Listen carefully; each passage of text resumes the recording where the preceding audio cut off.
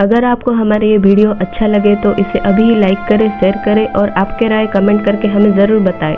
अगर आप हमारे चैनल को अभी तक सब्सक्राइब नहीं किए हैं तो सब्सक्राइब करें और नए नए वीडियोस के अपडेट पाने के लिए पास में दिए हुए बेल आइकन पर क्लिक करें। हरे कृष्णा।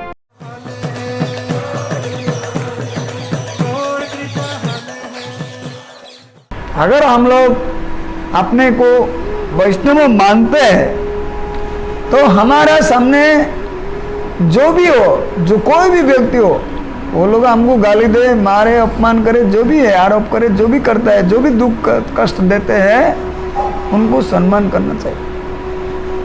सम्मान करना ये एक वैष्णव के अच्छे गुण होते हैं। और वो प्रभुपाद उदाहरण देते हैं, 6 गोस्वामी का वर्णन इस प्रकार किया गया है, वो धीरा धीर जन प्रिय हो। वो धीर व्यक्ति का भी उन्होंने प्रिय है और जो अधीर व्यक्ति है उनका भी प्रिय है। ये है भक्तों का लक्षण। वो भद्र व्यक्ति होने दो कि अभद्र व्यक्ति होने दो, उभयों के लिए वो प्रिय रहते हैं। तो ये ब्राह्मण रहते हैं। और प्रभुपाद जी और भी कहा है, प्रभुपाद तात्पर्य में कहते हैं जो ज्ञान से बढ़ चढ़े होते हैं उनको आर्य कहते हैं। आर्य मतलब सबसे श्रेष्ठ। कुछ आर्य एक गोष्ठी है, वो भगवान का विग्रह को नहीं मानते हैं, तो वो हम उनके बारे में नहीं कह रहे। यहाँ आर्य का शब्द है कि सर्वश्रेष्ठ है। सर्वश्रेष्ठ का मतलब है कि वो शास्त्र का जितने सारे नीति नियम है उसको पालन करते हैं। तो ये चीज श्रील प्रभुपाद हमको प्रभुपाद में बनाया है। और वास्तव में ये ब्राह्मण का गुण है।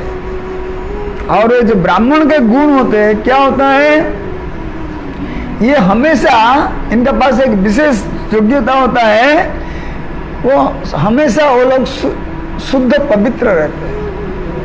वो कुछ भी काम करेंगे तो भगवान का विष्णु के लिए ही केंद्रित रहते हैं। आप प्रहलाद महाराज देखे होंगे, दिन रात 24 घंटा कभी भी वो हमेशा हरि को भजन करते हैं। वो जो ब्राह्मण होता है हमेशा हरि को भजन करता है, लेकिन खुद को पवित्र रखते हैं। शास्त्र में कहा है,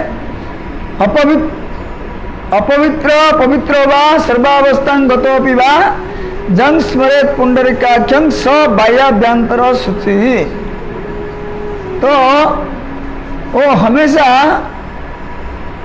जो भी भक्त होते हैं वो हमेशा भगवान का नाम करते हैं। इसके लिए वो बाह्य तरह से शुद्ध रहते हैं और वो आंतरिक में भी शुद्ध रहते हैं। और उन्होंने जो भी कर्म करते हैं, चाहे शुरू करते हैं या किसी कर्म का बीच में हो या अंत में हो, ये सभी एक भगवान विष्णु के प्रीत्यर्थ होते हैं। कर्मारंभे च मध्ये वा शेषे विष्णु च जो स्मरेत परिपूर्ण तस्य कर्म वैदिकं च भवेत् द्विज। जो द्विज होता है, जो ब्राह्मण होता है, वो हमेशा उसका जो भी कर्म करता है, जितने भी कर्म करते हैं, उन सब कर्मों में लक्ष्य, उस कर्मों का लक्ष्य रहता है कि भगवान विष्णु को संतुष्ट करना चाहिए। इसलिए शास्त्र में कहा है, जो ब्राह्मण है, वैष्णव है, उनको कभी भी असम्मान नहीं करना चाहिए। उनको कभी भी असम्मान नहीं करना चाहिए। सभी जातियों के मनुष्य है, लेकिन जिन व्यक्तियों ने ब्राह्मण कुल में जन्म लिया है वो वास्तव में बहुत ही पवित्र है, बहुत ही पवित्र है, बहुत ही कुछ तपस्या किया है, इसके लिए उन्होंने ब्राह्मण घर में जन्म लिया है।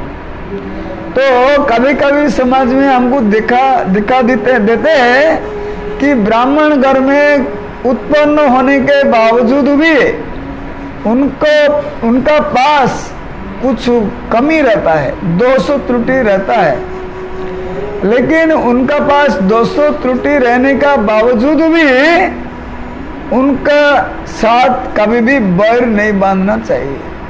हमको याद है हमारा गांव में जो बच्चे लोग आपस में झगड़ा करते होंगे और ब्राह्मण का बच्चा उसका पास ताकत नहीं होगा, और जो शूद्र लोग होते हैं वो बहुत बलशाली होते हैं खेती में काम करके, और जब आपस में झगड़ा लग जाते हैं तो झगड़ा लगने से पहले वो जो शूद्र घर का जो व्यक्ति होता है, जो बच्चा होता है, वो उस ब्राह्मण के बच्चे को बोलता है, कहता मैं अभी आपको मार दिया होता लेकिन अच्छा हो गया, अभी आप ब्राह्मण के घर का बच्चा है इसलिए छोड़ देता हूँ। तो कहने का मतलब है वैदिक संस्कार गांव में भी होता है।